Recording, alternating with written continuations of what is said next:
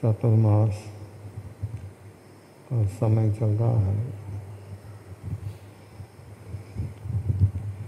अपने को आराधना करना है। विराधना तो अनंत काल से हो रही है। कभी हमने आराधना के वन में प्रवेश नहीं किया।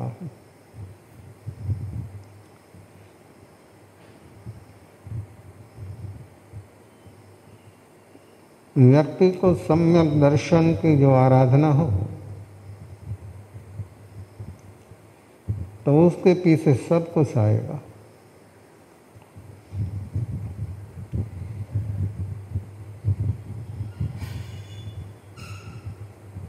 जैसे नेगेटिव ऐसे दुर्गुण है, एक दुर्गुण आता अनंत दुर्गुण आ जाता।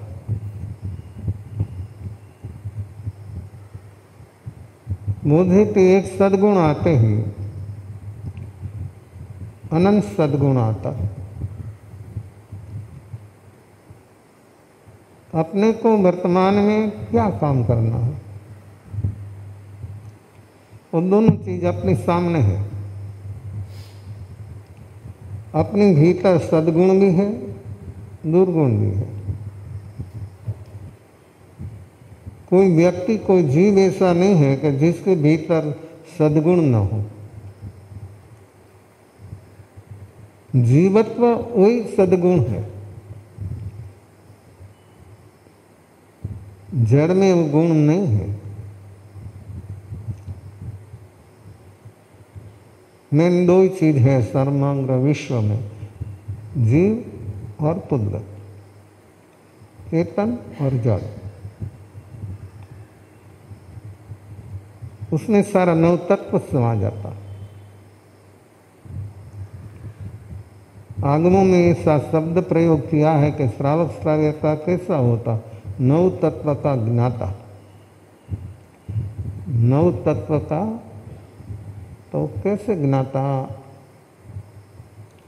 दूसरा कोई शास्त्र में श्रावकों के लिए विशेषण दूसरा नहीं है, नव तत्व का ज्ञाता। तो 9 तत्व क्या है?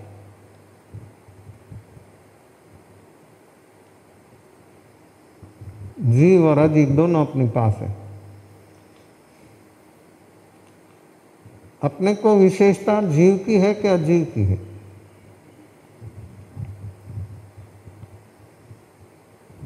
हाँ, ये शरीर जो है अजीव है, पुद्गल है। बाहर कोई पुद्गल ढूंढना नहीं जाना है। और चराचर जगत जो अपने को देखने में आता है वो सब पुद्गल है। लेकिन तो 24 घंटा जन्म से एंड तक साथ में पुद्गल है शरीर। तो अपने को विशेषता पुद्गल की है कि आत्मा की है? वर्तमान में देखो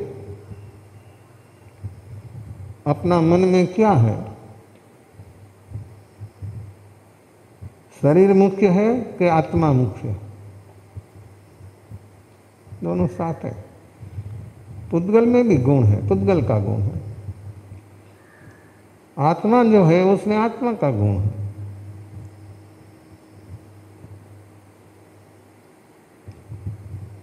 आत्मा का गुण कभी अपने को याद आता है?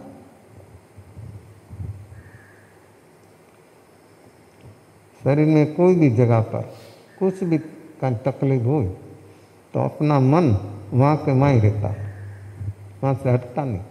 आप चाहे इतना प्रयास करो नहीं हटेगा। वो क्या है? अपना मन वो जगह पर चिपक जाता है। वो क्या है? आर्त ध्यान। और वो सघनता जो पकड़ ले तो रुद्र ध्यान। कैसे छूटे? उसी से बाहर कैसे आवे?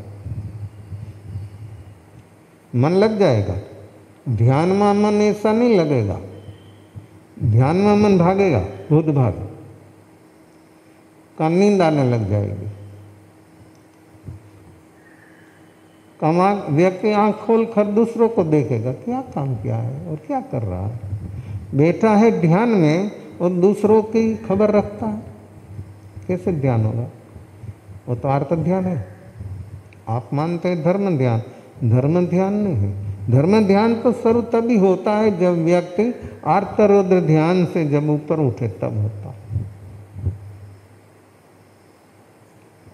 तो आर्तरौद्र ध्यान से हम बाहर कब आवे?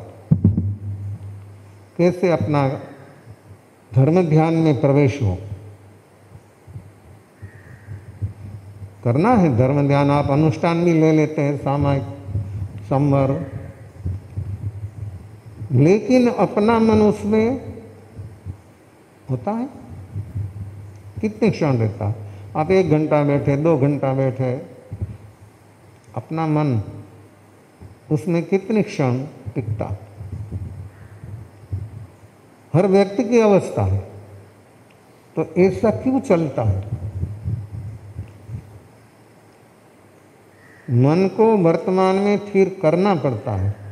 और भूत भावित तो कैसे उसका स्वभाव हो ऐसे भागता, ऐसे रहता।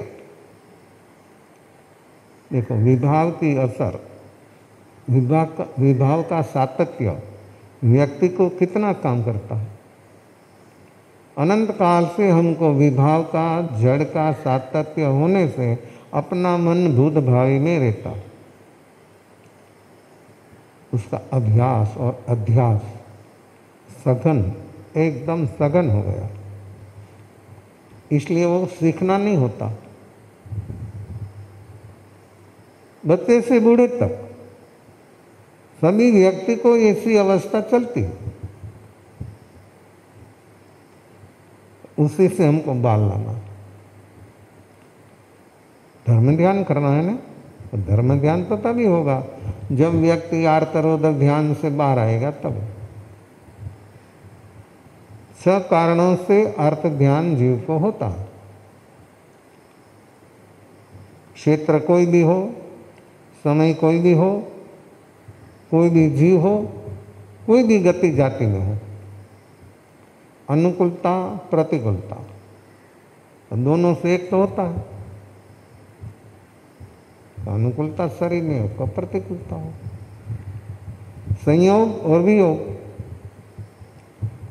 संयोग भी होता है, वियोग भी होता है, साता और असाता,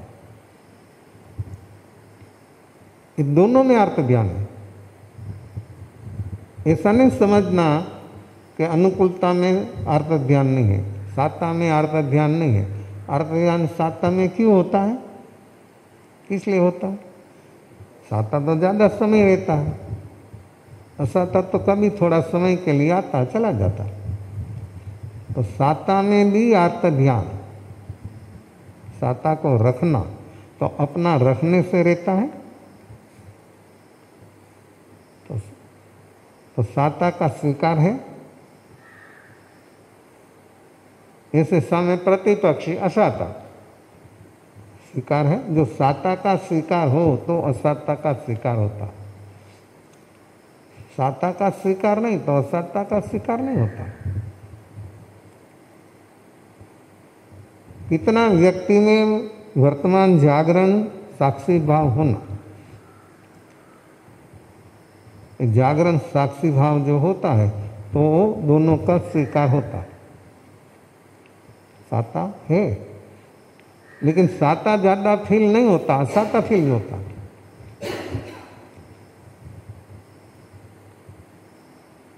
साता कब आकर चली जाती है, असाता आ जाती हो तो असाता आती तो फील होता।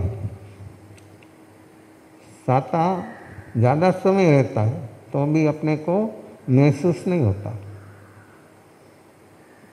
कैसा है?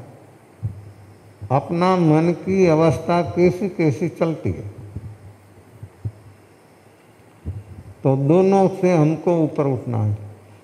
साता रखने से नहीं रहेगा, असाता हटाने से हटेगा नहीं। और दोनों का स्वीकार होता है। जो स्वीकार होता है व्यक्ति को, तो व्यक्ति के भीतर समता आती है, धीरज आती है। उस समता और धीरज से व्यक्ति की साधना आगे चलती। कषायो मंद होता, व्यक्ति में समता धीरज तभी होती है जब कषायो मंद होता है तभी। कषाय जहाँ तक तेज है तहाँ तक समता और धीरज कभी होती नहीं। रखना मांगे तो नहीं रहती है समता। कोई निमित्त, कोई घटना घटी तो अपने को धीरज रखना है, तो क्यों नहीं रहती है? शब्द नहीं बोल रहा तो मन में सर्व हो जाता है। प्रकट नहीं बोलता है तो सर्व भीतर में हो जाता, तो क्यों? घटना बाहर घट रही है और अपने मन में फील हो रहा है, क्यों? बिल्कुल दूसरों की बात हो तो भी अपना मन में वो फील क्यों होता? और वो पकड़कर जहां तक हम रटेंगे तहां तक क्या होगा? कोई भी निमित्त, और निमित्त को बीच में हमको रहना है। कोई भी जगह पर जीव जावे, सब जगह पर चतुर्गति में निमित्तों के बीच में रहना है, जन्म से अंत तक, कहीं टेम्पररी नहीं। तो निमित्त अनुकूल भी होता है, प्रतिकूल भी होता है, तो उसमें अपनी मानसिक अवस्था क्या होती है? तो उसमें क्या हुआ? हम सिर्फ सोच सकते हैं, हम सिर्फ विचार सकते हैं कि ऐसा है, ऐसा करना है, लेकिन कर नहीं सकते। देखो कैसा दोनों चीज अलग है। जो व्यक्ति को स्वीकार हुई वो अवस्था की, तो असाता में भी भेद ज्ञान हो सकता है। कोई भी हो, तेज देखना हो तो इस समय में शरीर में वेदना असाता शरीर के तल पर प्रकट हुई है। इलाज करो आप, लेकिन स्वीकार भाव से। स्वीकार भाव से जो इलाज होता है तो व्यक्ति को बहुत काम होता, और स्वीकार भाव बिना जो व्यक्ति इलाज करता है तो कैसा होता, क्या हो जाता? इस सब चीजों में साता असाता, अनुकूलता प्रतिकूलता, संयोग और वियोग, ये 6 चीजों में व्यक्ति को देखना है। वो 6 चीज अपनी सामने बाहर में चल रही है शरीर के तल पर, तो हमको देखना है अपने पास देखने की क्षमता कितनी है। जो नहीं देखेगा तो उसका रटन होगा। रटन होने से क्या होता है? कोई भी निमित्त आया तो रटन तो मन में होता है। अपने मन में जहां तक वो रटन चलेगा तहां तक क्या होगा? उदय साता का है और अपना मन उसको रट रहा है, क्या होगा? आपका प्रयास चल रहा है साता होने के लिए, तो फिर अपने थोड़ी असाता है उसमें जो अपना मन रटता है, तो रटने से क्या होगा? एक तो आर्त ध्यान होगा और बंध अनुबंध कर्म, प्रॉफिट। कितना प्रॉफिट? आप लोग प्रॉफिट की भाषा समझते हैं। प्रॉफिट होना, कोई भी चीज में काम करे तो कि हमको प्रॉफिट होना, तो इसमें क्या क्या प्रॉफिट होता है? जो हमारा मन रटता है, शरीर में चलता है और रटता है, तो रटने से व्यक्ति को क्या काम होता है? क्या होता है? आर्त ध्यान तो होता है और कर्म बंध अनुबंध। रटने से कर्म की स्थिति लंबी होती है। 8 कर्म है, इसमें आयुष कर्म तो एक ही दफा ही होता है, 7 कर्म क्षण क्षण पर होता है। तो उसकी स्थिति, कर्म की स्थिति है। ये जो आयुष्य है वो शरीर का है, आत्मा का नहीं। आत्मा क्या है? मृत्यु शरीर की होती है, आत्मा की नहीं। आत्मा तो एक शरीर से दूसरा शरीर में कर्म मुताबिक चला जाता है, और कर्म समस्त से मुक्त हुआ तो निर्वाण। तो निर्वाण किसका? वाण धातु है। वाण धातु से निर्वाण शब्द बना। वाण से उपसर्ग लगा नी तो निर्वाण हो गया। वाण ने वासना, वाण ने वासना, वासना का निर्वाण। जहां तक हमारे भीतर किसी भी प्रकार की वासना है तहां तक जन्म होगा, और निश्चित है। तो निर्वाण शब्द उसी से हुआ, वासना से मुक्ति। समस्त वासनाओं उसी से बाहर आ जाना। ज्यादा जीना ने वो भी वासना है, ज्यादा जीना। तो ज्यादा जीना बोलने से ज्यादा जी सकता है? जहाँ तक आयुष्य है बैलेंस में तहाँ तक रहेगा। चाहे ऐसी बीमारी हो लेकिन आयुष बलवान है तो अच्छा हो जाता है, और आयुष कमजोर है तो छोटी सी बीमारी से भी आयुष्य समाप्त हो जाता है। तो एक वाण अपने वासना, वासना का निर्वाण करना, अपनी साधना, अपना लक्ष्य, अपनी दृष्टि वो होना, अपनी भीतर रही हुई वासनाओं से हमको ऊपर उठना। ऐसी वासनाओं, कैसी कैसी वासनाओं जीवों को सताती है। तीनों योग एक हो जाता है। जब वासना का प्रबलता होती है तब व्यक्ति को कुछ मालूम नहीं, चाहे इतना व्यक्ति होशियार हो, चाहे इसकी बुद्धि तीक्ष्ण हो, तो भी जब वासना उसके सिर पर चढ़ जाती है, वासना उसको मन को पकड़ लेती है, तभी क्या होता है? सब भूल जाता है। धर्म, कर्म, पुण्य, पाप सब कुछ वो समय कोई याद नहीं आता।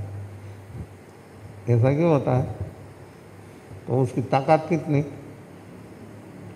वासना की ताकत कितनी कि व्यक्ति उसको सरेंडर हो जाता है पूरे पूरा। ऐसा व्यक्ति जागरूक हो जिसके भीतर में पूरे पूरा होश हो 100%, तो क्या होता है? वासना सरेंडर हो जाती है, वासना खत्म हो जाती है। उपाय तो है।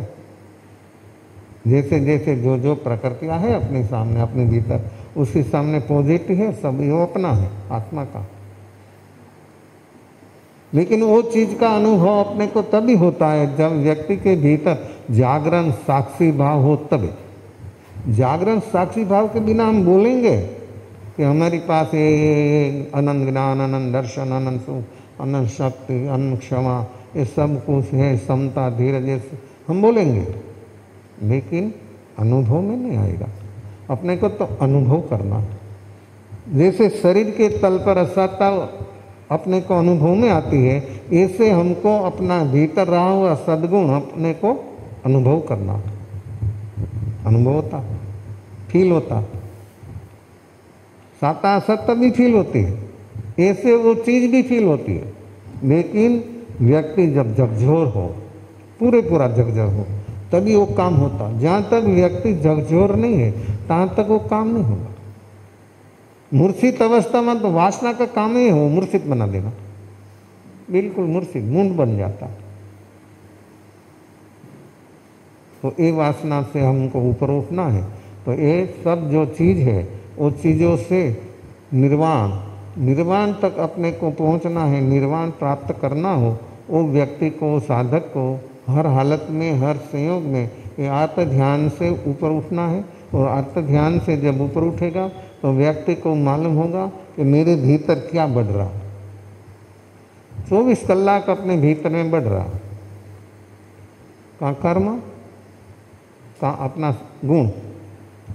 अपना गुण जो है ये अपने को महसूस होगा। तो ये 6 कारणों से जीव को आर्त ध्यान होता है।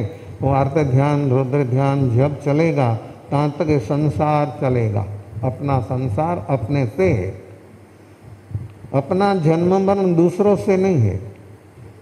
वस्तु, व्यक्ति, क्षेत्र, काल से अपना जन्म मरण नहीं है। अपना जन्म मरण जो चक्कर चल रहा है वो अपने से ही चल रहा है। ये दुख है, भयंकर दुख है। और ये दुख है तो दुख का कारण है, जन्म दुख है। सर्व एक व्यक्ति की दुख से होती है। जब व्यक्ति का जन्म होता है तब दुख शुरू हो जाता है। जन्म दुख, बुढ़ापा दुख, जरा अवस्था बुढ़ापा, फिर आता है रोग। कैसा रोग आता है, कैसा कैसा आता है, व्यक्ति को कैसा हो जाता है। जब व्यक्ति को दर्द आता है तब व्यक्ति की मानसिक अवस्था कैसी हो जाती है। सतत आर्त ध्यान चलता है, उसी से जहाँ तक वो बाहर नहीं आएगा तहाँ तक व्यक्ति का क्या काम होगा। पीड़ा इतनी होती है शरीर में कि रहा नहीं जाता। ऐसी अवस्था में व्यक्ति के पास जो जागरण हो तो ये जागरण जो है वो अपना कल्याण मित्र है।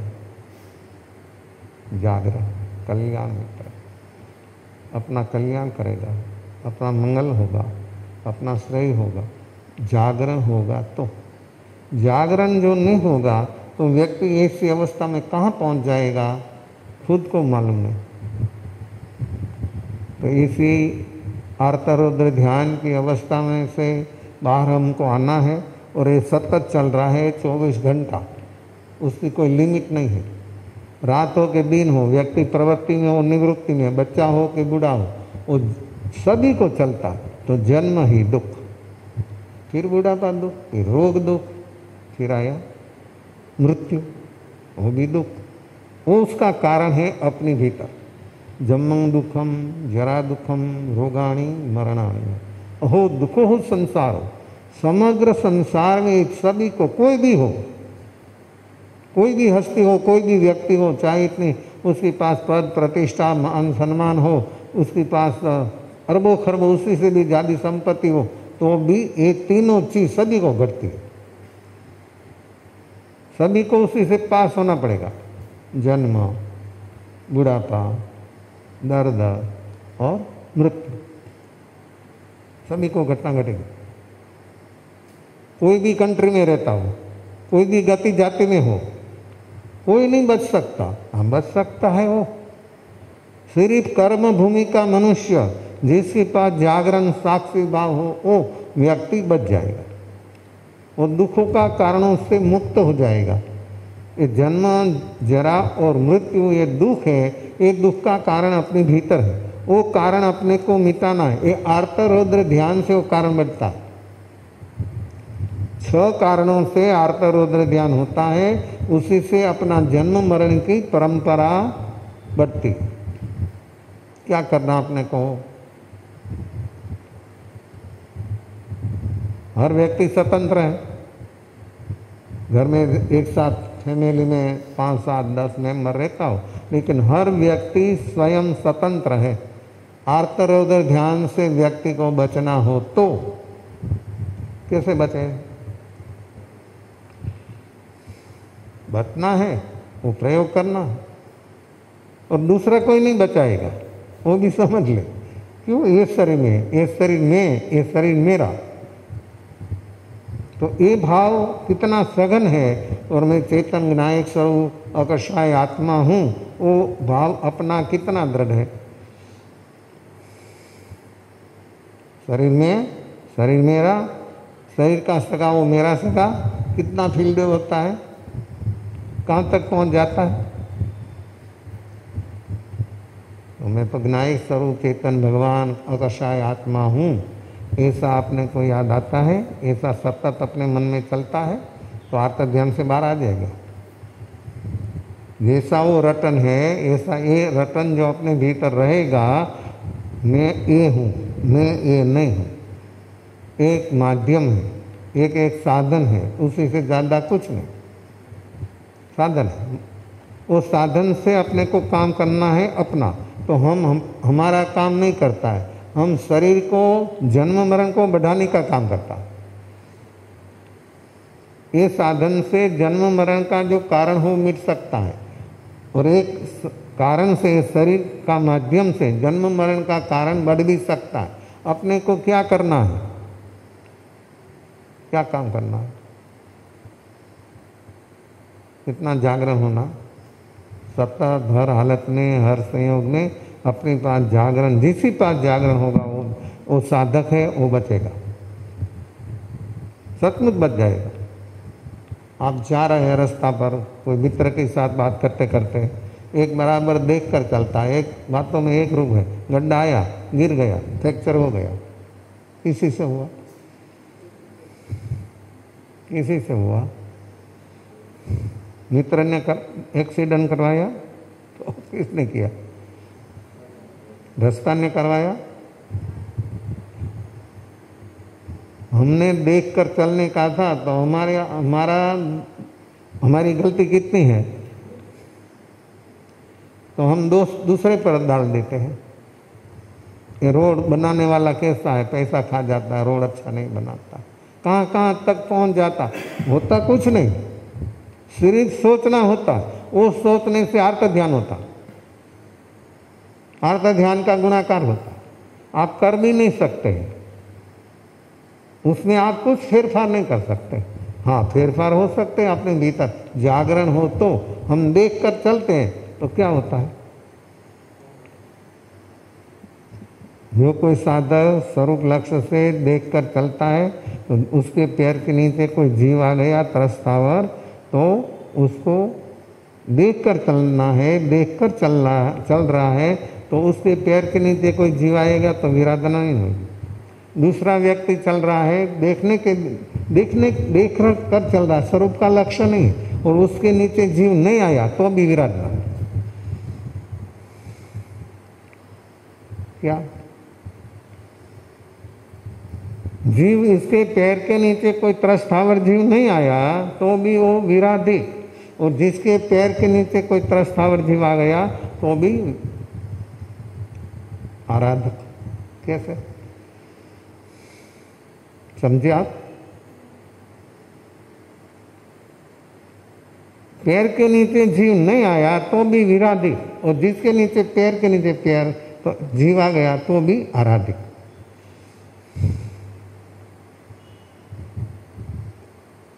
साधना आराधना कैसे होता है और हम क्या मान रहे हैं, वो बहुत देखने की, अपने देखने की बहुत ज़रूरत। जिसका उपयोग है, स्वरूप लक्ष्य है, वो व्यक्ति को विराधना नहीं होती है। स्वरूप लक्ष्य वो उसका स्वरूप का लक्ष्य नहीं है, ऐसे ही चल रहा है, तो उसके पैर के नीचे जीव नहीं आ, लक्ष्य नहीं है और उपयोग नहीं है, तो हर हालत में हर संयोग में व्यक्ति विराधिक।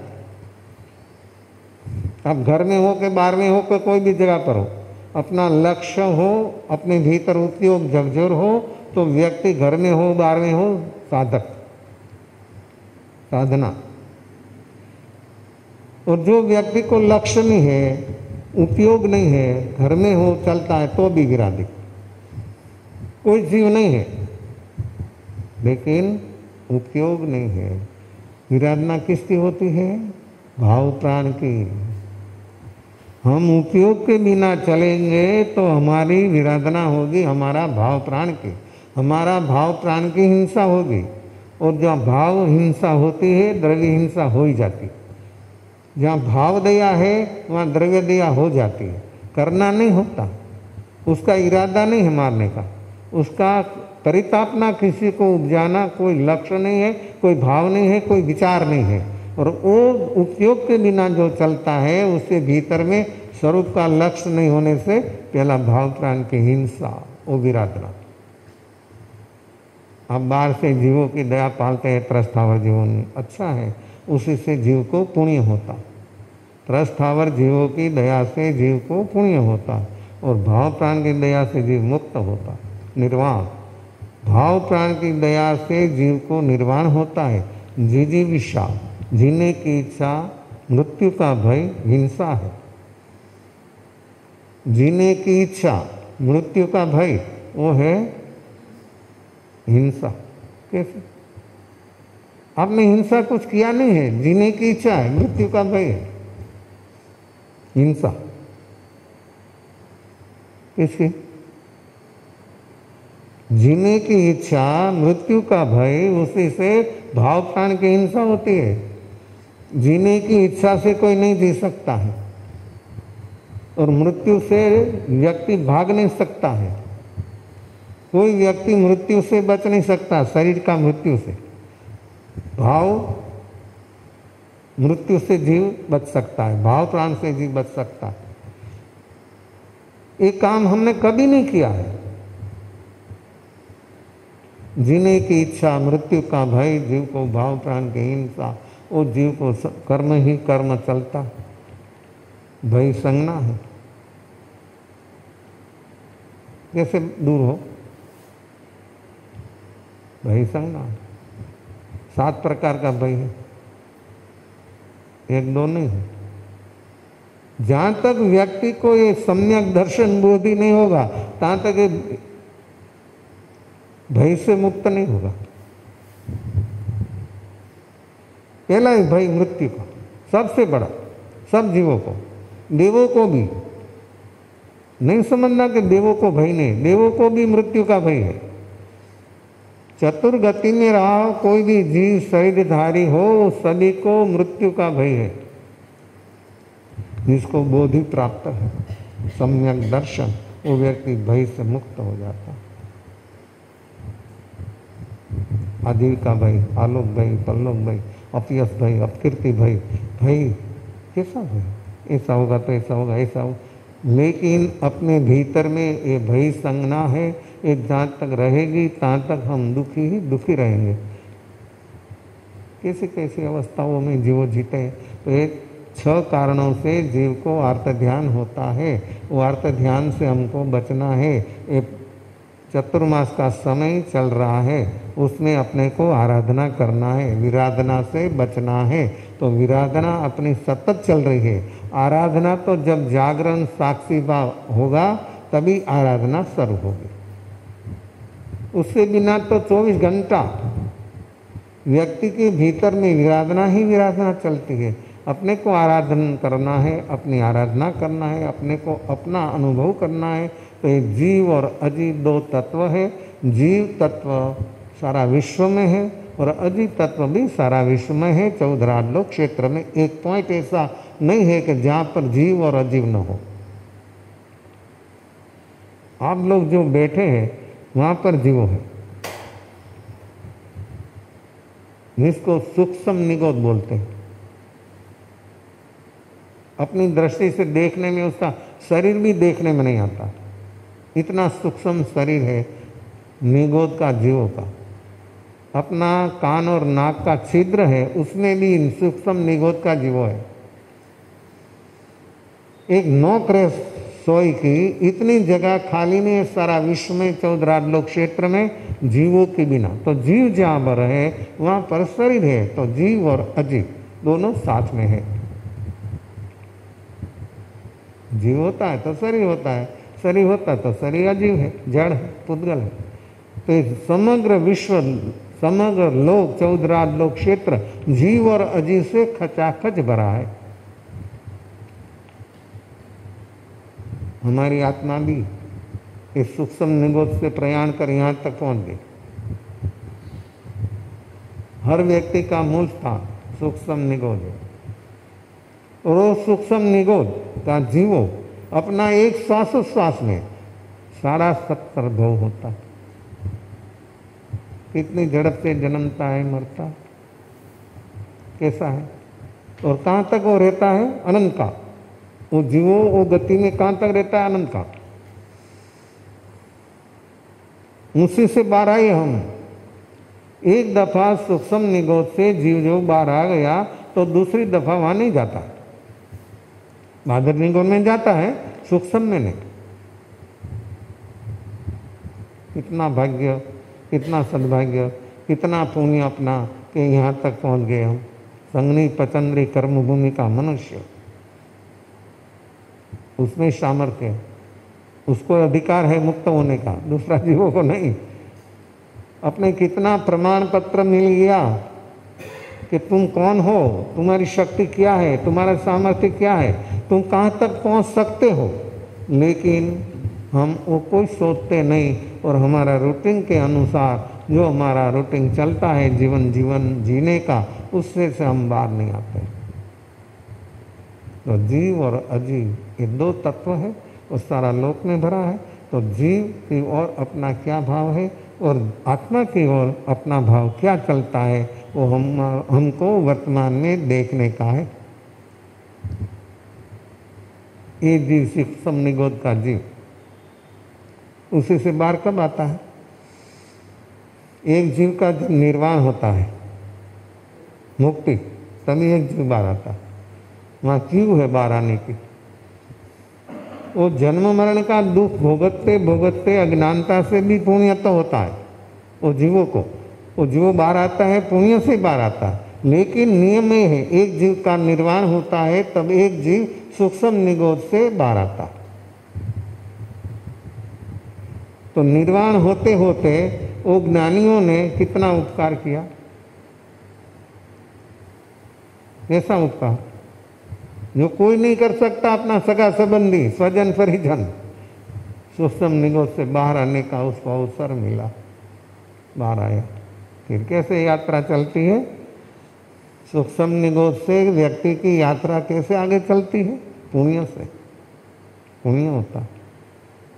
ये 10 प्राण 6 पर्याप्ति जीव को पुण्य से मिलता, पूर्ण है अभी अपने पास साधन जो होना चाहिए वो। फिर वो सूक्ष्म निगोद से बादर निगोद में आता, जमीन कंसर। उसी से फिर पृथ्वी, पानी, अग्नि, वायु, वनस्पति। कैसा है? पृथ्वी, पानी, अग्नि, वायु, उसमें असंख्याता भव। वनस्पति में अनंत भव।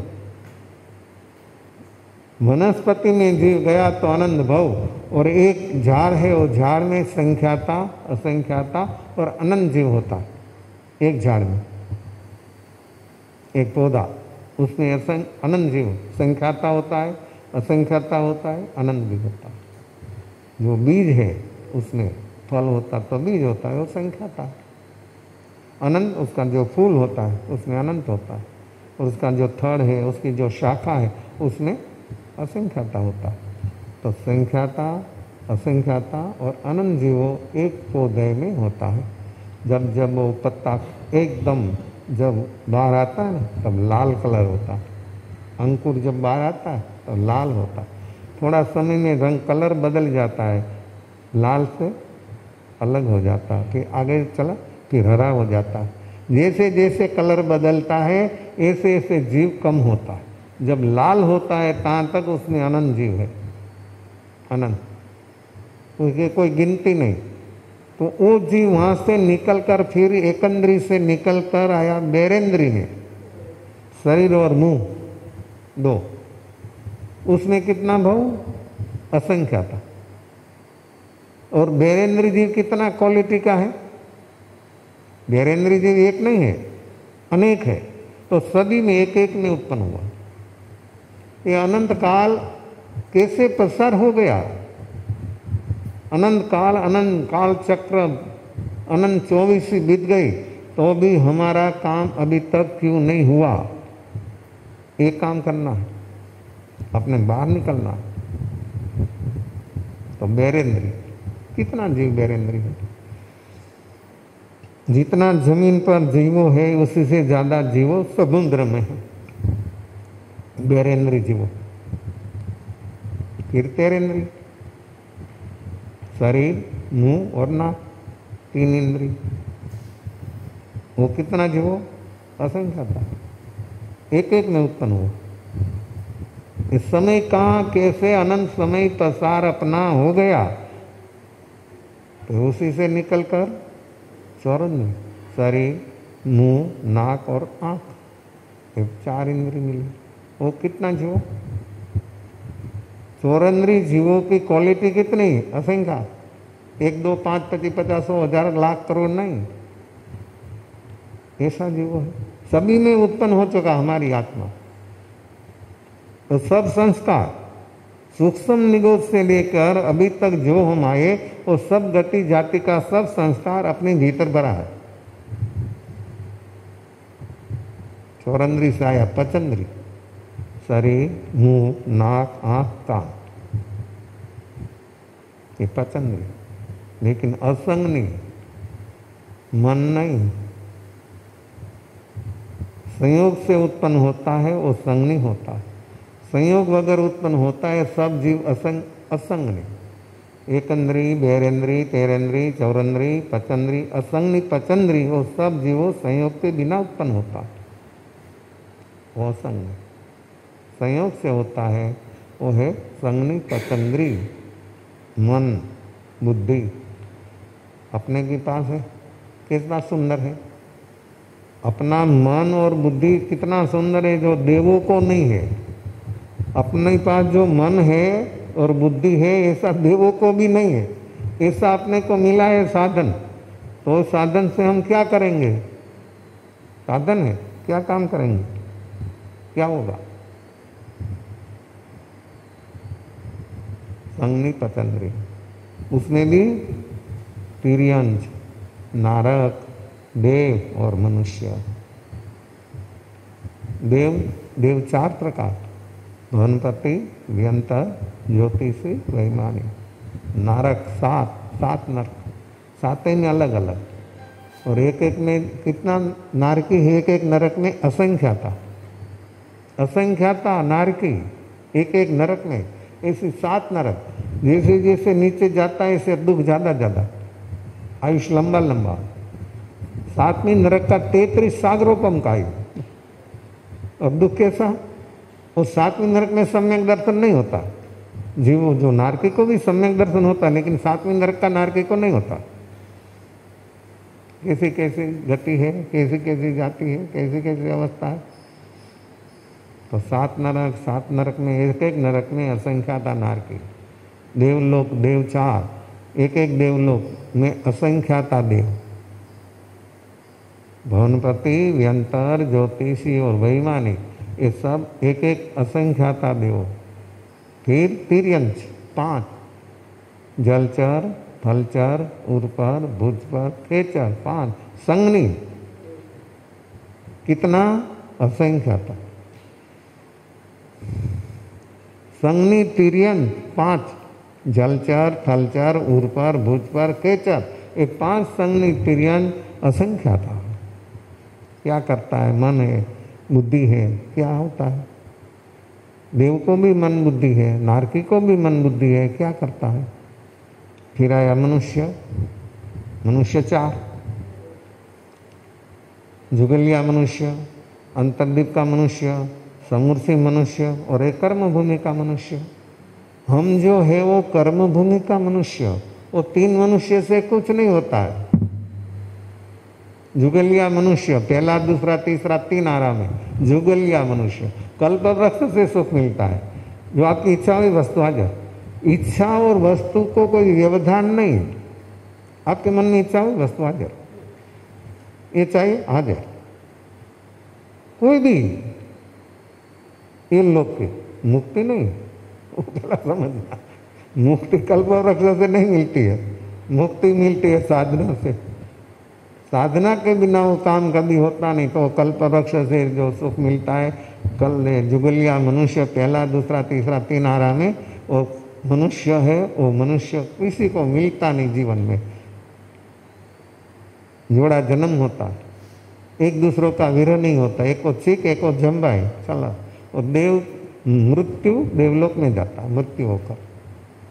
मंद कषाय, इतना मंद कषाय कि कभी किसी को जन्म में मिलना नहीं, बातचीत करना नहीं, कुछ नहीं, लेना देना नहीं, आराम से रहना, खाना पीना, बस कल्पवृक्ष से मिलता है, कुछ करना ही नहीं, देवलोक में जाता है।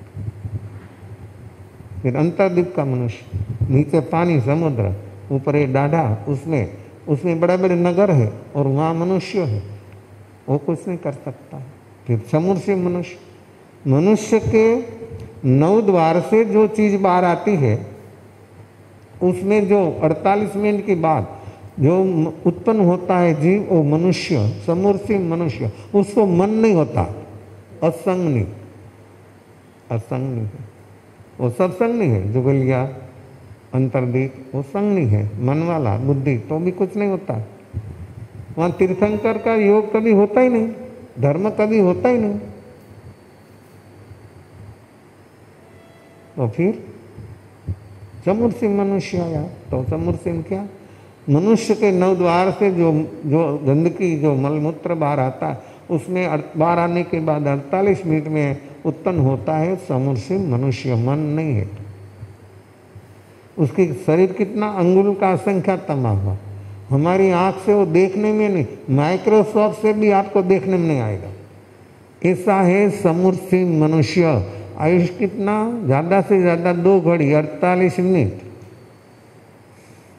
इतना आयुष। उसमें जन्म था, उसमें मरता है, असंख्या था। फिर कर्म भूमि का मनुष्य ऐसा है। कहाँ पहुंच गया हम? ये सब पार किया है, ये सब चीज़ों हमने पार किया है। स्टेप बाय स्टेप एक काम होता है। सीधा कोई निगुत से मनुष्य नहीं हो सकता है। स्टेप बाय स्टेप यहाँ तक हम इतना दुख, इतना जन्म मरण भुगत कर यहाँ तक हम पहुँचे हैं। अभी काम हमको क्या करना है, आपको सोचना है। हर व्यक्ति स्वतंत्र है। घूमने 14 राज लोक क्षेत्र में एक पॉइंट ऐसा नहीं है जहां पर अपना जन्म मरण नहीं, कोई बाकी नहीं रखा है। 18 पाप स्थानक, उसमें से एक पाप ऐसा नहीं है कि एक बार अनंत बार न किया हो। तो क्या बाकी रखा? एक सिर्फ आत्म तत्व, सम्यक दर्शन, वो अभी तक प्राप्त नहीं हुआ। उसी से परिभ्रमण अपना अनंत काल से चल रहा है। वो परिभ्रमण का कारण है मिथ्यात्व भ्रांति। जिसमें जो नहीं है उसमें वो देखना, उसमें वो मानना, वो है मिथ्यात्व। वो मिथ्यात्व के सद्भाव से जीव का इतना जन्म मरण हो चुका। और जहाँ तक ये रहेगा, कौन मिथ्यात्व, तहाँ तक ये जन्म मरण का चक्कर से जीव बाहर नहीं आएगा। चाहे वो हो, पीए हो, बीए हो, सीए हो, चाहे ऐसी डिग्री हो, चाहे ऐसा व्यक्ति हो, चाहे ऐसी हस्ती हो, विश्व की इंद्र हो, चक्रवर्ती हो। पृथ्वी पर चक्रवर्ती सबसे बड़ा और देवलोक में इंद्र।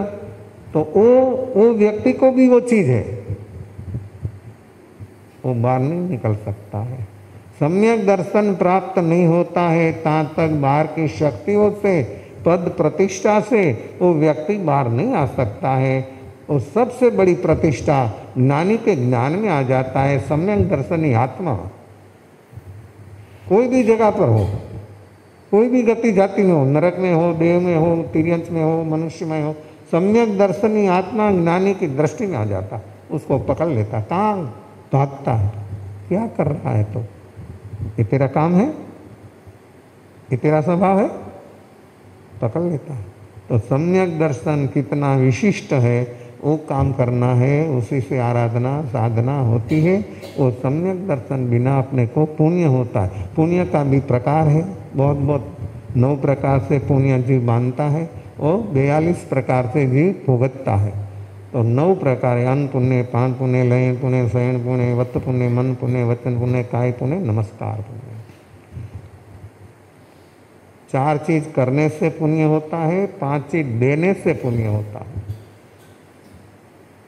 जिसके पास नहीं है कुछ देने का, तो 4 चीज उसको है, उसके पास, उसी से पुण्य होता है। कैसा है, ज्ञानियों कैसी चीज बताता है कि कोई भी व्यक्ति हो, समृद्ध है, कितना समृद्ध है, कितना ये संपत्तिवान है, भीतर की संपत्ति सभी के पास एक सरीखी, कोई फर्क नहीं। सूक्ष्म निगोद हो कि सिद्ध परमात्मा हो, दोनों की शक्ति में कोई अंश मात्र पॉइंट जितना फर्क नहीं। बाहर की संपत्ति हर व्यक्ति के पास सरीखी कभी नहीं होगी, हो ही नहीं सकती। भीतर की संपत्ति, आत्मा की संपत्ति जो है वो सभी के पास ऐसा आत्मा वैभव है, ऐसा वैभव है आत्मा का। सर्वासित विमान बोलो वो क्या, तो 7वीं नरक बोलो, दोनों का 33 सागरोपम आयुष्य। सर्वासित विमान का 33 सागरोपम, कोई हिसाब आपका कंप्यूटर में नहीं आएगा। और 7वीं नरक का आयुष 33 सागरोपम, दुखम दुखा, 7वीं नरक। वहाँ कैसा, पलंग से खड़ा ही नहीं होता, सोता ही रहता है, जाना नहीं, आना नहीं, कुछ करना ही नहीं। ऐसे कैसे बोर नहीं मारे? 33 सागरोपम। 1-2 घंटा आप एक कमरा में रहो तो क्या होता है? मौन धारण करें, एक कमरा 24 घंटा रहो, आपका खाना पीना सब अंदर आ जाएगा, लेकिन आपको क्या होगा? 33 सागरोपम, एकिला रहना, पलंग में सोता रहना। लेकिन वो देव कितना है? असंख्यात। 1, 2, 5, 25 करोड़ अरबों खरबों नहीं, असंख्यात। कैसा है? तो कैसे वो बोर नहीं मारता? क्या करता है वहाँ?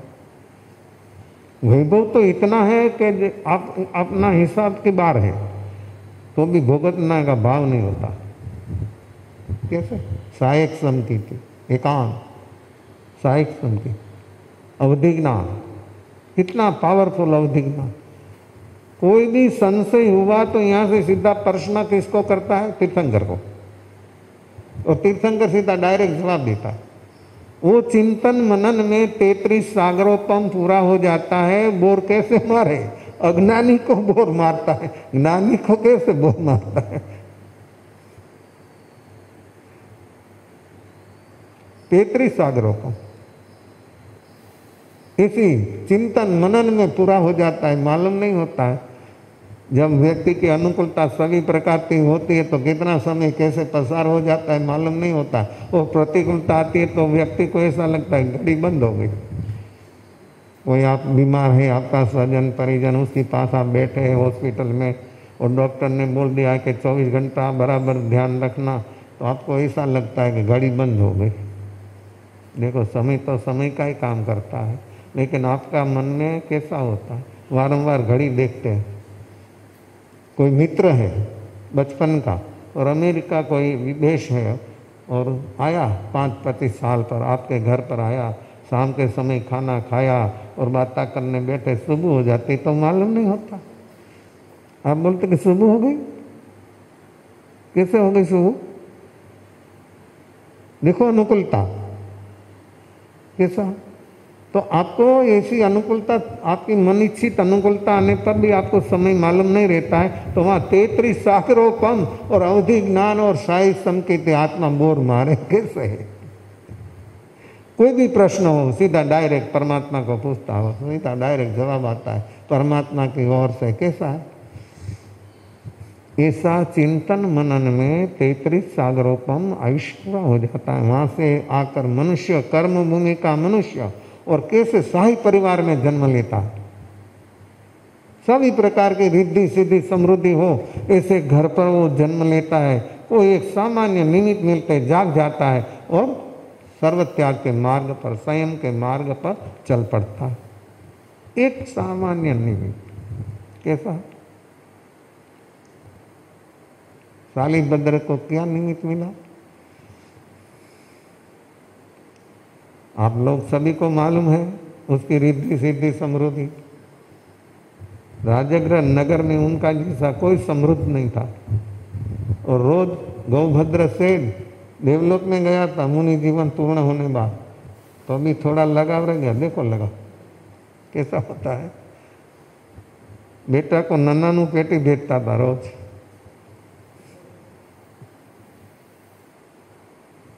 कैसा है? शालिभद्र की 32 रानी रोज जो अलंकार पहनती है और दूसरे दिन डाल देती, फेंक देती है। कपड़ा तो फेंक देती है, अलंकार फेंक देती है। कैसी समृद्धि! और उसका शरीर का लालित्य कैसा था? वो ऐसा अंगुली लगावे ना तो दाग पड़ता, ऐसा कोम। उससे पैर पर बाल उग गया था। जाना नहीं बाहर, करना नहीं कुछ, सामने देखे तो वस्तु आ गई। जैसे जुगलिया मनुष्य नहीं, ऐसा वैभव में बड़ा हुआ। 32 रानी के साथ लग्न हुआ, जीवन जी रहा है। भद्रा माता उसने एक ज्योतिष ने बोला था एक दफा, ये तेरा बेटा है ने बड़ा होने पर सर्वत्याग के मार्ग पर चल जाएगा। तो माँ को भय था मेरा बेटा त्याग के मार्ग पर नहीं जाए। उसको कोई संसार में लाया नहीं, सब काम खुद ने, व्यापार व्यवसाय। उस समय में वो बाई कैसी विदुषी, कितना बड़ा व्यापार, कितना बड़ा व्यापार विदेश के साथ, वो सब हैंडलिंग करती है, वो सब वहीवट करती है। बेटा को सभी से दूर रखा कि कोई ऐसा आए तो निमित्त मिले तो जागे ना। ऐसा सुख कहाँ दिवस कहाँ रात मालूम, ऐसा रहता था। ऐसी घटना घटी। रत्न कमल आप लोगों ने सुना है ना? व्यापारी रत्न कमल लेकर बिकने के लिए राजगृह नगर में आया, तो निश्चित ऐसे मूल्यवान चीज कोई सामान्य तो नहीं ले सकते। तो राजा के घर सैनिक के दरबार में गया, सब परमिशन लेकर अंतरूर में गया, रानियों जहाँ रहती है वहाँ पर सभी को दिखाया, पसंद हो गया, लेना है। सैनिक आया कि क्या है? तो कहे रत्न कमल हमको लेना है। सैनिक बोला कि ये संपत्ति अपनी नहीं है, पर पब्लिक की है, ऐसी कीमती चीज हमको नहीं लेना। वो बोल दिया जाओ तुम। कैसा राजा? संपत्ति है, पब्लिक की है, हमारी मालिकी की नहीं है, नहीं लेना, जाओ। नहीं लिया। रानी को थोड़ा भीतर में दुख तो हुआ, अपन क्या करें, नहीं लिया। गया, उदास हो गया व्यापारी कि राजा ने नहीं लिया तो दूसरा कौन ले सकता है। कोई ऐसा विमल सा जैसा कोई व्यक्ति वो लोगों को सामने मिला कि कितना उदास हो तुम लोग, क्या है ऐसा है? तो क्या हम रत्न कमल बिकने को आया, लेकिन राजा ने खरीद नहीं किया, तो क्या करना? वो बोल के देखो 7 माल की हवेली है, शालिभद्र वहाँ पर रहता है, भद्रा माता है, वहाँ पर जाओ, आपका सब माल खप जाएगा, बिक जाएगा। अरे भैया एक नहीं लिया तो 100 कैसे लेगा? हमारे पास 100 है, जाओ। दिखाने में कोई पैसा थोड़ा लगता है। अब तो लोग व्यापारी है ना, कोई आता है तो पासा जा सकता है। ऐसा देखा है हमने व्यापारी झवेरी बम्बई में, उसकी दुकान पर कोई भी ऐसा पूछने का गया क्या है, बराबर है, वो बैठा था, बाजू में बैठा था। बहुत दिन पर आए, आप क्या काम कर रहे हैं? मानस को बोलता है तुमको मालूम है एक चीज अपने बनाकर उसके लिए रखी है, ऐसी प्रशंसा करे वस्तु की। ट्रे में वस्तु आए, लो साहब आपके लिए बनाई है, कितना समय से मैं आपकी प्रतीक्षा कर रहा था। अरे भाई मैं लेने को नहीं आया तो उसको पूछने को आया हूँ। मैं भला चंगा हूँ, मैं बराबर हूँ, लेकिन ये वस्तु आपके लिए मैंने बनाई, आपका नाम लेकर बनाई, आपको लेना है। ले जाता है, ऐसा बोलता है, ऐसा बोलता है, वो कला है बोलने की। ले जाता, पैसा की कोई जरूरत नहीं, आपको जब हो तब देना। कैसा बोलता है, जरूरत नहीं, फिर बोलता है कि आपकी जब अनुकूलता हो तब देना। ले देता, ले जाता, और व्यक्ति दूसरे दिन पैसा पहुंचा देता है। ऐसा व्यापार है। तो गया भद्रा माता किसी मंदिर पर सोना के इनोले पर बैठा है, हिचक रहा है। मानस ने बोला कि एक व्यापारी आया है आपके पास। और बोलो कहाँ से आया आप? तो बहुत दूर दूर से आया है, नेपाल से आया है, और ये रत्न कमल लेकर आया। बोलो कितना है आपके पास? तो मेरे पास 16 है, मैं 32 चाहती हूँ। मेरा बेटा की रानियाँ 32 है। वो व्यापारी सोचने लगा कि राजा ने एक नहीं लिया और ये बोलता है कि 32, ये क्या? आपको थोड़ा रुक कर बोला व्यापारी तो तैयार होता ना कि उसकी बहुत कीमती चीज़ है माँ, कुछ भी हो कीमत, कीमत का कहाँ प्रश्न है, वस्तु होना। क्या करना, तो हमारे पास तो 16 है, 16 दे दो चलो। मुन्नू को बोला कि हिसाब कर पैसा दे दो, एक का 1.25 लाख कीमत। रत्न कमल की वो समय में आपके घर में कोई भी क्या कांजीवरम की साड़ी होगी, लेकिन इतनी कीमती नहीं होगी। दे दो पैसा, पैसा दे दिया, व्यापारी खुश हो गया। रानियों को बुलाई, एक का दो टुकड़ा कर एक एक दे दिया। सुबह में स्नान कर पूछ कर फेंक दिया। होता है, चलता है जी, वो पग लुसनिया हो तो भी संभालता है। कौन ले गया, कहाँ गया, कैसा हुआ, कैसा है अपना मन की अवस्था हो। उसके घर पर एक नेत्रानी आती थी सफाई करने के लिए, तो उसको रोज ऐसी ऐसी बढ़िया बढ़िया चीज मिलती थी। ले गई घर पर, थोड़ा ठीक ठाक कर उठ कर हो गई। राज्य में 2 काम करती थी, राजा के वहाँ और साली भद्र के वहाँ। ले गई, उठ कर गई वहाँ, पहन कर झाड़ू लगाती है ग्राउंड में। रानी ने झरोखा से देखा कि ये हमारे पास जो नहीं है वो मेतरानी के पास है क्या। दासी को भेजे, पूछ कहाँ से लाई। गई दासी,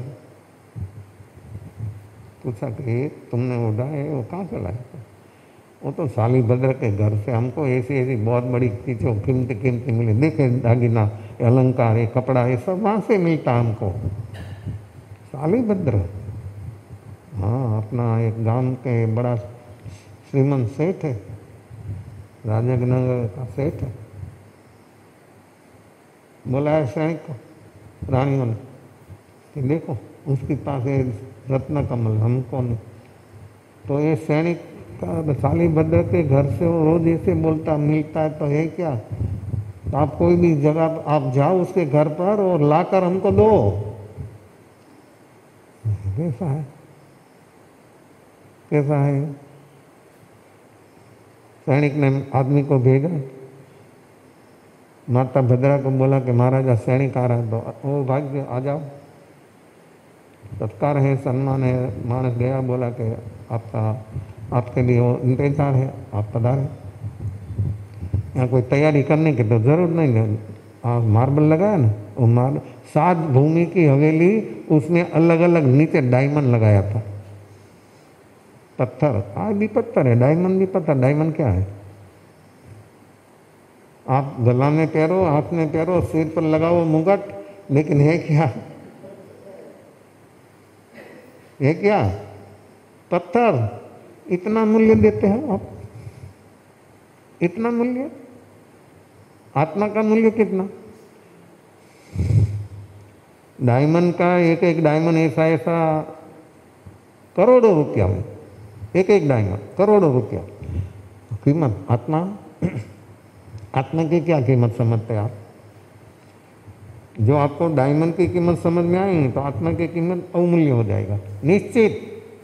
जहाँ तक शरीर और संपत्ति का मूल्य है व्यक्ति को, तहाँ तक आत्मा का अवमूल्य है। और आत्मा का मूल्य जिसको समझ में आ गया वो व्यक्ति बाहर की चीज वस्तु है कीमती, लेकिन वो सर्वोपरि नहीं है, वो सर्वोपरि नहीं हो सकती है। सर्वोपरि तो ये है, ऐसा लक्ष्य, ऐसा ज्ञान, ऐसा जागरण अपने पास होना। आपने नाक में चूंक फेरी है ना, करोड़ करोड़ रुपया नहीं, 2-2 करोड़ रुपया नहीं होती, लेकिन उसी से नाक में कोई फेरफार होता है? किसी का नाक चिबला है, होता है ना, तो वो 2 करोड़ की चूंक पहनने से अच्छा हो जाता है? क्या होता है? और कुछ नहीं पहनना है तो क्या हो जाता है? क्या होता है? उस शरीर पर धारण करने का अपने क्या सुख मिलता है? कौन सी क्वालिटी का सुख मिलता है? आप सोचो ना, आप तो बुद्धिशाली हो, मन है, इतना सुंदर से सुंदर मन है, हाँ वस्तु है कीमती, लेकिन आत्मा से कोई कीमती जगत में नहीं हो। बराबर क्या करना, फिर हो तो उसका मूल्य नहीं, मूल्य जो आपको उसका मूल्य हो जाएगा तो आपका लगाव छूट जाएगा। जहाँ तक हमको हमारा मूल्य समझ में नहीं आया है तहाँ तक जगत की वस्तु का मूल्य रहेगा, और जब आत्मा का मूल्य समझ में आ गया तो जगत की सर्व चीज है लेकिन मूल्य नहीं है, मूल्य चेतन का अवमूल्य हो जाएगा, लगाव छूट जाएगा। छोड़ना क्या है और छोड़ क्या सकता है? लगाओ।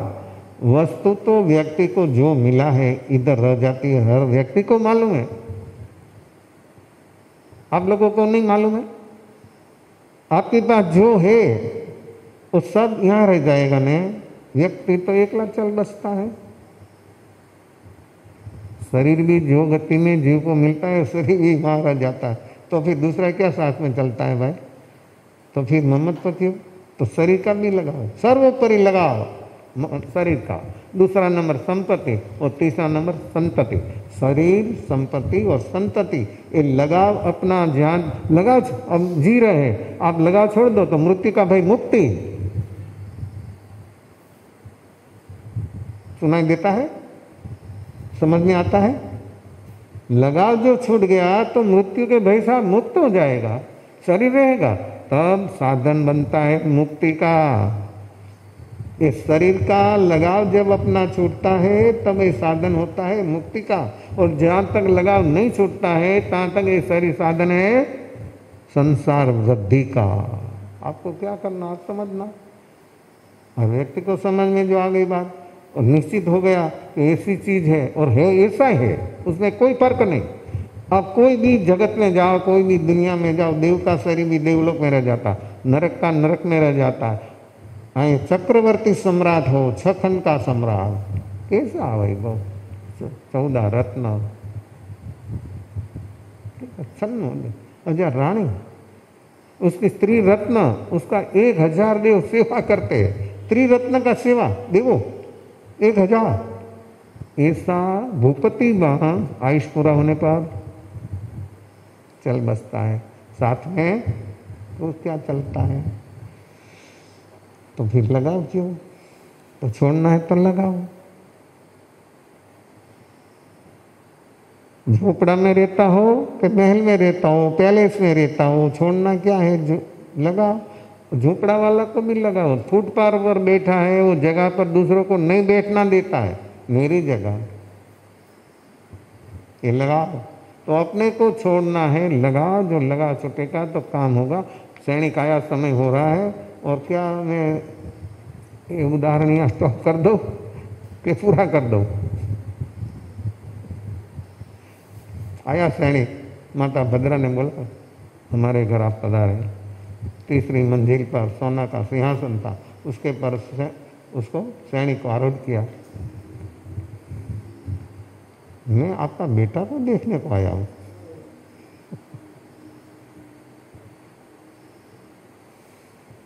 नौकर को बोला कि बोलो। नौकर जाकर बोलता है कि आप नीचे पधारो, कुछ है तो कि जो माल हो बखार में डाल दो, गोदाम में डाल दो, मुझे नीचे आने की ज़रूरत नहीं है। माँ ने सुना कि क्या बोल रहा है। माँ खुद उठी और उठकर बाहर जाकर बोली, आवाज़ किया, नीचे आओ, अपना मालिक आया है, कोई वस्तु नहीं है। मालिक देखे नहीं, बोला नहीं, सर्वार्थित महाविमान से जो जीव आता है ऐसे घर पर उत्पन्न होता है। एक सामान्य छोटा सा निमित्त मन जाग जाता है, झकझोर हो जाता है। मेरा मालिक है, मालिक तो परमात्मा होता है, व्यक्ति कोई मेरा मालिक होता है। आया नीचे, माँ को प्रणाम किया, बैठ बेटा। राजा सैनिक की बाजू में बैठा है। 2-5 मिनट तो अकलाने लगा। माँ बोली कि हाँ जा। सैनिक देखकर दंग हो गया कि ऐसा मनुष्य हो सकता है। एक देव है, दानव है, मानव है, इंद्र है कौन है? ऐसा शरीर का लालित्य, ऐसा सुंदर, इतना सुंदर। गया रत्न कमल की माँ किया कि राजन क्षमा करें। तो मेरा बेटा की जो रानी है ना उसको दे दिया, तो उसने तो शरीर पहुँच कर डाल दिया है, फेंक दिया है, अभी हमारे पास नहीं है। सुनकर राजा सैनिक तो ऐसा हो कि इसके पास संपत्ति, नीचे देखा ना फ्लोरिंग, एक एक फ्लोरिंग में अलग अलग डायमंड। हमें यहाँ रत्न कमल की कीमत के डायमंड की कीमत।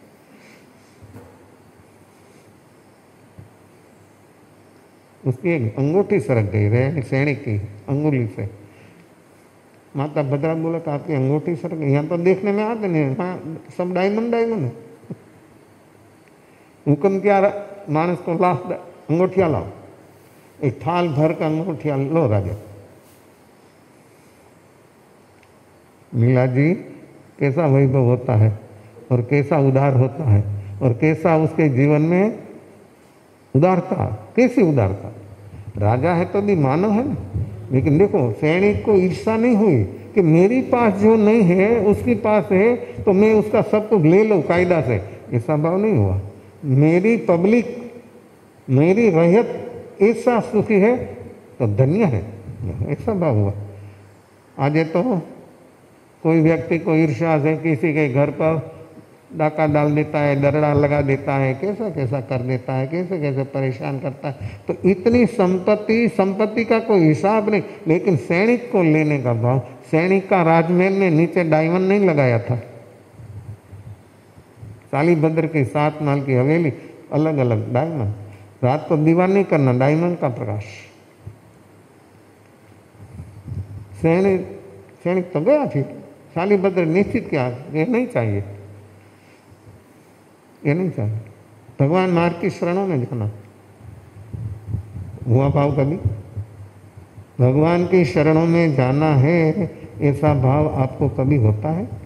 अनुकूलता हो, प्रतिकूलता हो, आँख में आंसू आ जाता हो, कोई अपने को कोई जोर से बोलता है तो भी आंसू आ जाता है, बहुत बहुत अपने को तकलीफों लगती है।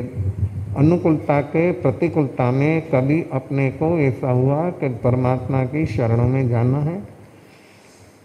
क्यों नहीं होता है? उल्टा उपाय करता है। उपाय तो करता है, उल्टा उपाय करता है। शरणों में, परमात्मा की शरणों में जाना है, साधना करना है, ऐसा व्यक्ति को क्यों नहीं सोचता? कोई अपना एक वचन कड़वा बोल देता तो क्या होता है, कैसा हो जाता है? उस समय अपने को वैराग आता है, जागरण है अपने पास।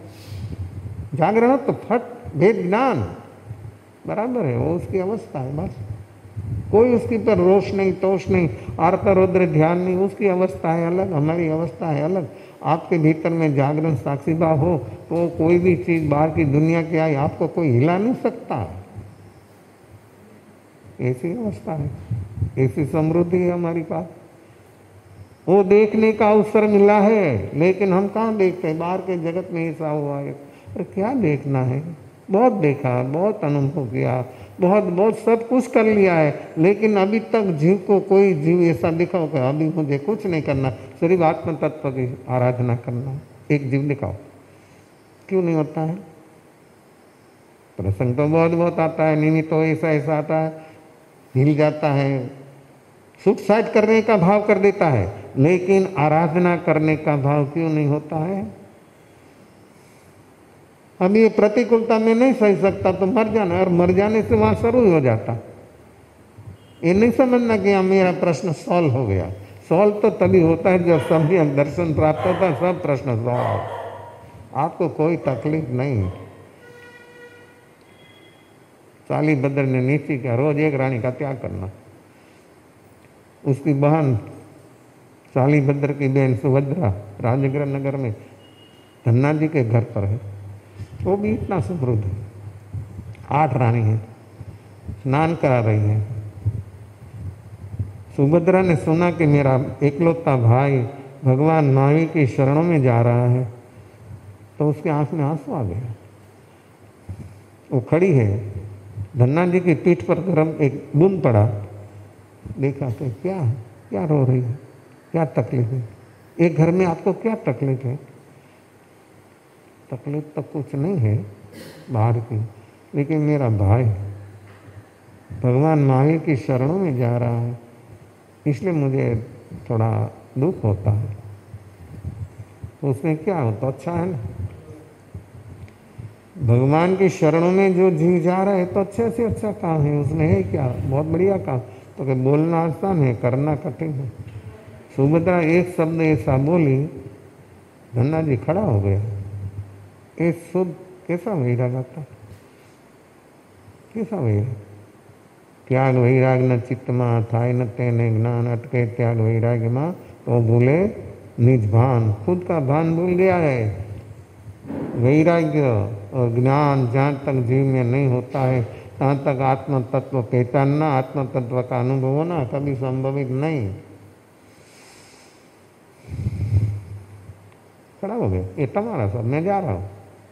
ऐसे कपड़े, कपड़ा बदलना चाहे इनको, बाहर जाना तो कैसा कपड़ा बदलते, और उसमें कोई फंक्शन में जाना हो तो, कोई किसकी शादी में जाना हो तो क्या रखा है? अपने सब पहचानते नहीं,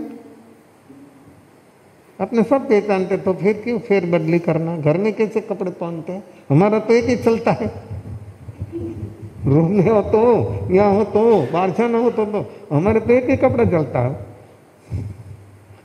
कोई बदलाव नहीं करना है। मेला हो तो मेला चलता है, सफाई किया तो सफाई चलता है, बराबर है। आपको कैसा लगता है? क्यों? प्रसंग के अनुरूप आप कितना कितना ड्रेस बदलते हैं, कितना दिन में एक दफा कितना दफा ड्रेस बदलता, क्यों? तो आप शरीर आपका बदल जाता है, कपड़ा बदलने से शरीर बदल जाता है, शरीर बदलने से आत्मा बदल जाती है। कितना शरीर धारण किया, अनंत अनंत, तो भी आत्मा के आत्मा ही है। निगोद हो कि सर्वासी विमान हो, सिद्ध भगवान हो, सर्व जीव से सिद्ध सम, जो समझे तो सदगुरु आज्ञा, वो तकलीफ वाला है।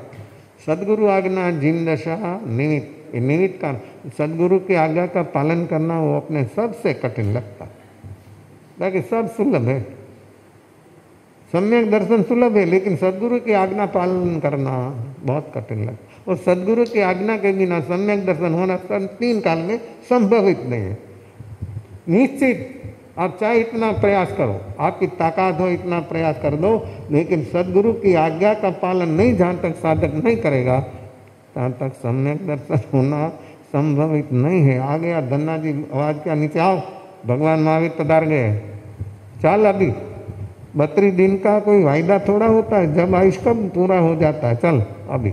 आया साली भद्र नीचे, धन्ना साली भद्र दोनों भगवान की शरणों में पहुंच गया।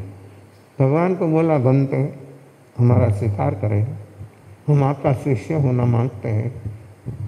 भगवान महावीर बोला, जा सो हम तुम्हारा आत्मा को सुख दे, ऐसा करो।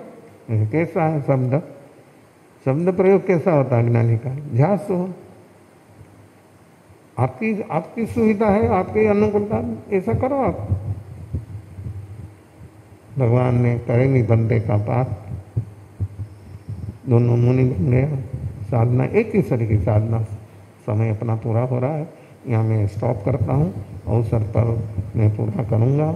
कैसा कैसा वैराग्य होता है, कैसा कैसा जीव होता है, कैसी कैसी साधना होती है, मनुष्य जन्म कहाँ से कहाँ आया और कैसी ऐसी रिद्धि सिद्धि समृद्धि कैसी, लेकिन तो फिर वो तो लगा छूट गया, सभी लगा से ऊपर उठ गया और मुनि बनकर साधना दोनों कर रहे हैं। ऐसी साधना, ऐसी साधना, भगवान महावीर का ऐसी कृपा दोनों के पर, ऐसा भाव के ये साधको, कैसा रूढ़ा साधको। भगवान तो गुणों को देखता है, ज्ञान है ना, ज्ञान हो गुण देखता है, अज्ञानी हो दुर्गुण देखता है, ये नियम है। ज्ञानी हो कोई भी हो, गुण सभी में है। किसी में 2-5% 100 देखने में आता है, किसी में एकाध देखने में आता है। जैसे सद्गुण है ऐसे दुर्गुण है, तो अज्ञानी को दुर्गुण देखने आता है, ज्ञानी को सद्गुण देखने का आता है। ज्ञानी को लगता है कि तद्भव मोक्षगामी है, ये जिस सम्यक दर्शन पा लेगा मुक्त हो जाएगा। और अज्ञानी को कैसा लगता है, अज्ञानी कैसा बोलता है, ये कैसा है, क्या कर रहा है, कैसा मूर्ति जीव है। ज्ञानी बोलता है कि कैसा अरूढ़ा जीव है, कैसा भव्य जीव है, कैसा काम करेगा, जल्दी से जल्दी इसकी मुक्ति होने वाली है, ऐसा ज्ञानी देखता है। ज्ञान है, ज्ञान की पहुँच कितनी है, ज्ञान की कोई देखने की लिमिट नहीं है।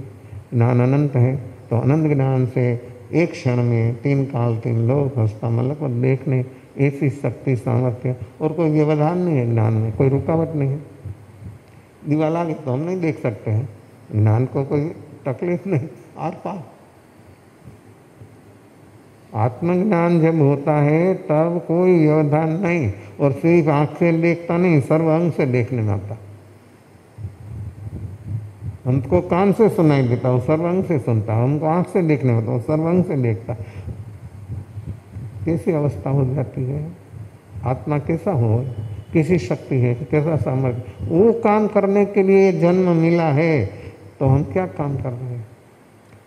तो धन्ना सारीभद्र कैसी साधना कर रहे हैं, भगवान महावीर की आज्ञा का अनुसार वो काम साधना में रत हो गया है।